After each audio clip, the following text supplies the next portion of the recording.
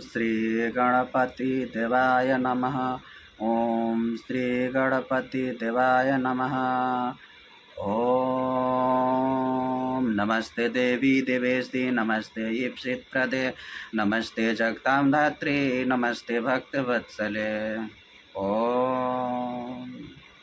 विगत कुछ वर्षों में कितने केस स्टडी के बाद मैंने यह देखा कि आजकल जो सनातन हिंदू धर्म के जो माता पिता हैं वो लोग अपने आप को मॉडर्न बनाने के लिए वो क्या कर रहे हैं कि अपने बच्चों से रामायण गीता महाभारत वेद पुराण की शिक्षा से दूर कर रहे हैं, जिसके चलते उनके जो बच्चे हैं वो मानसिक तौर पे बीमार हो रहे हैं, उनको सोचने समझने की शक्ति क्षीण हो रही है।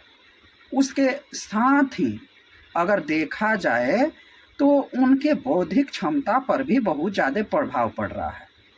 अगर उस बच्चे को अगर धार्मिक शिक्षा की ज्ञान दिया जाए तो उसे पता चलेगा कि किसी भी व्यक्ति का अपमान करने और उसे व्यक्तिगत जातिवाद के नाम पर प्रताड़ित करने से क्या घटना हो सकती है, जिसके बारे में कुछ बोला जाए। अगर वह व्यक्ति अगर धार्मिक ना हो तो वो तो इस दुनिया से चला जाएगा ना। विगत कई केस स्टडी हमने देखा, चाहे वह राजस्थान का कोटा हो, पटना हो, दिल्ली हो, चेन्नई हो, बम्बे हो, कोलकाता हो, जैसे हब जो स्टूडेंट का हब है उसमें देखा गया कि अपर कास्ट के बच्चे जो निम्न कास्ट के बच्चे होते हैं, लोअर कास्ट के बच्चे होते हैं, उनको बहुत ज़्यादा अपमानित करते हैं। अगर वही कोई व्यक्ति धार्मिक है तो वह तो अपने आप को संभाल लेता है, और नहीं तो अगर कोई धार्मिक नहीं है तो उसको मौत के मुंह में ये अपर कास्ट के बच्चे अपमानित करके उसे प्रताड़ित करके मौत के मुंह में डाल देते हैं। उन अपर कास्ट के बच्चों से पूछता हूँ कि जिस निम्न कास्ट के बच्चे के साथ तुम थाली में खाते हो, उसी के साथ घूमते हो, उसी के साथ जो बेनिफिट तुमको मिलता है तुम लोग उठाते हो, और उसके बाद उसी का बुराई उसी के पीठ पीछे करते हो।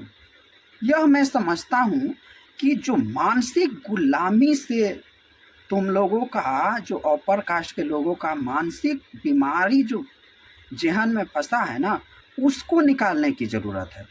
बस मुंह से कह देने से नहीं होता है कि हाँ सारे जो कास्ट है वो सब हिंदू हैं।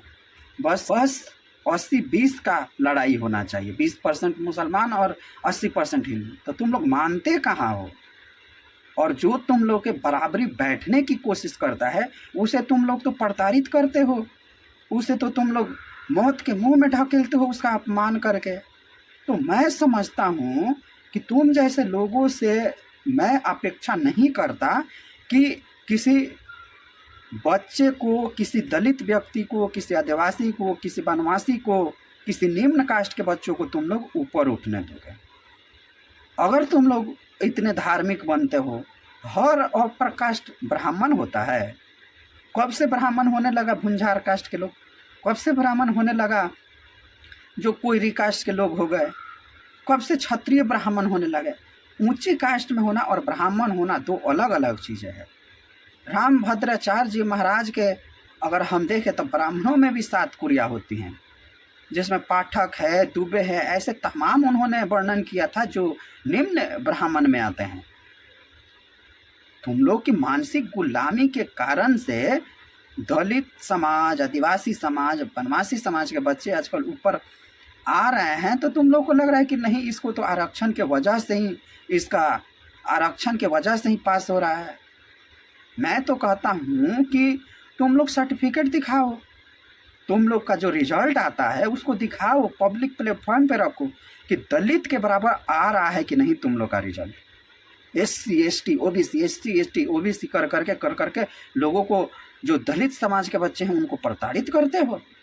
मैं समझता हूँ कि तुम लोगों के जैसे अगर कोई व्यक्ति तुम्हारे ऊंचाई पे बैठना चाह रहा है तो तुम लोग अपमानित करोगे। इतनी घृणित मानसिकता। सर्टिफिकेट दिखाओ, रिजल्ट आया है, रिजल्ट उसका पब्लिक प्लेटफॉर्म पे डालो, कितने नंबर में तुम लोग पास किया पब्लिक प्लेटफॉर्म पे डालो। 80%, 70% अगर तुम लोग का नंबर आएगा तो कैसे? तुम लोग तो खुद ही बराबरी नहीं कर पा रहे हो कि 70 नंबर भी तुम लोग को आ जाए और कहते हो कि दलित है इसलिए वो पास कर गया।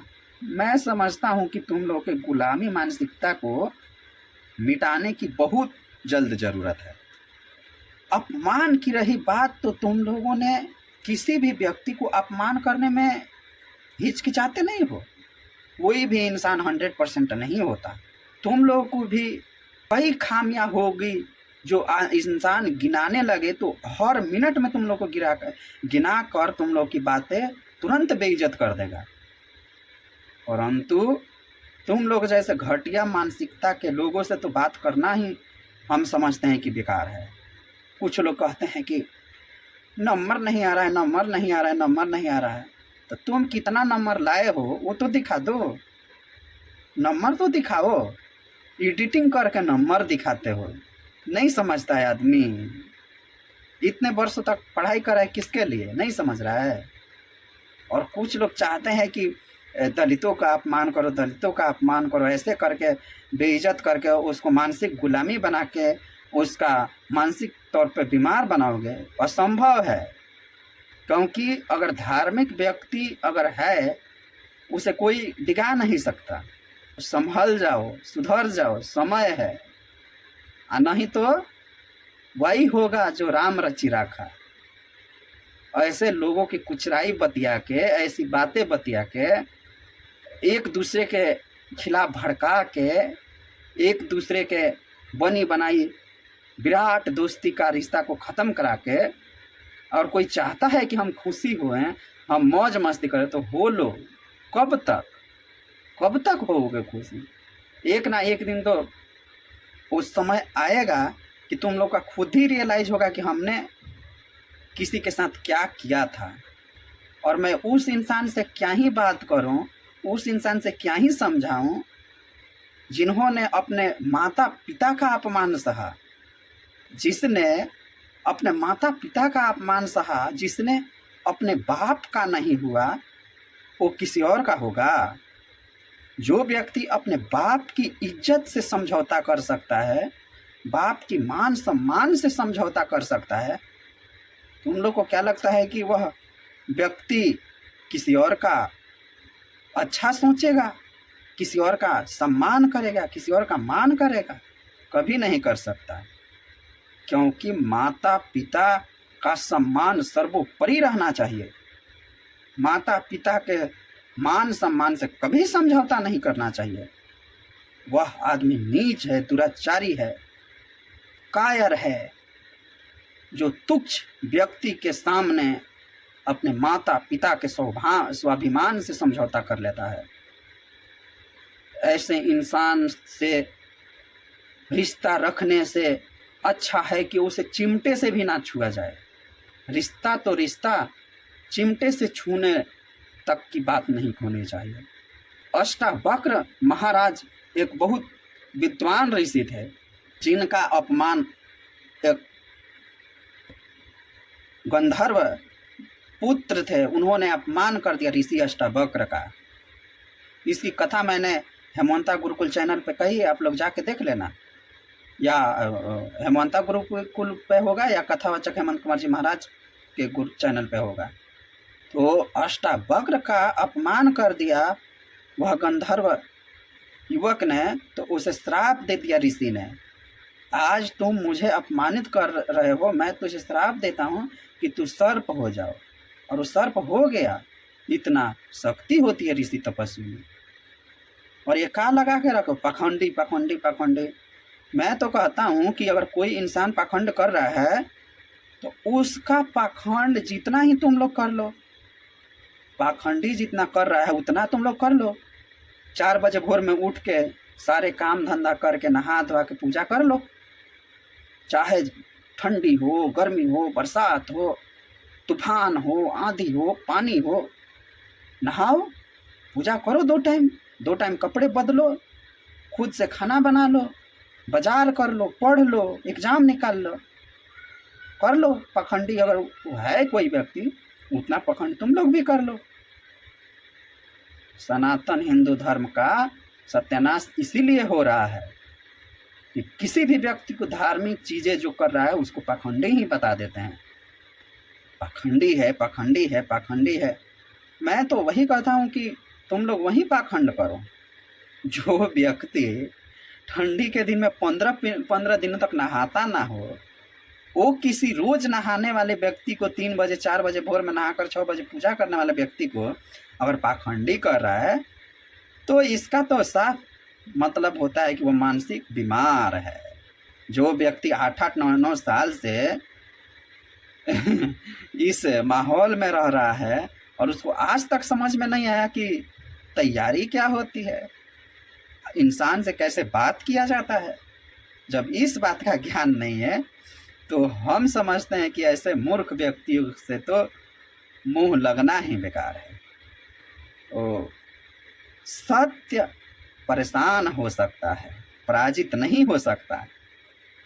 सत्य परेशान हो सकता है, पराजित नहीं हो सकता। सच्चाई एक ना एक दिन निकल कर बाहर आएगी, यह हमारा उम्मीद है। कभी स्वाभिमान से समझौता हम नहीं कर सकते, सब कुछ झेल लेंगे।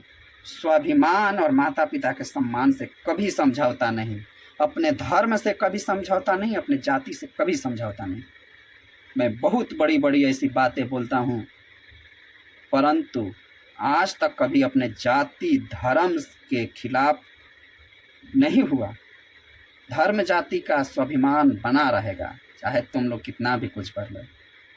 जो व्यक्ति अपने धर्म से समझौता कर ले, माता पिता के स्वाभिमान से समझौता कर ले, थूक कर चाट ले, ऐसे व्यक्तियों से समझ सकते हैं कि वो किसी और का मान सम्मान करेगा, उसको इज्जत दिलाएगा? कभी नहीं हो सकता। स्वाभिमान और माता पिता के सम्मान और जाति से कभी खिलवाड़ नहीं, कभी इसका मैं अपमान नहीं सह सकता। आप सभी भक्तों ने मुझे सुना, और विशेषकर जिन लोगों के लिए बनाया गया था यह वीडियो, वो लोग सुना, उसके लिए बहुत बहुत धन्यवाद।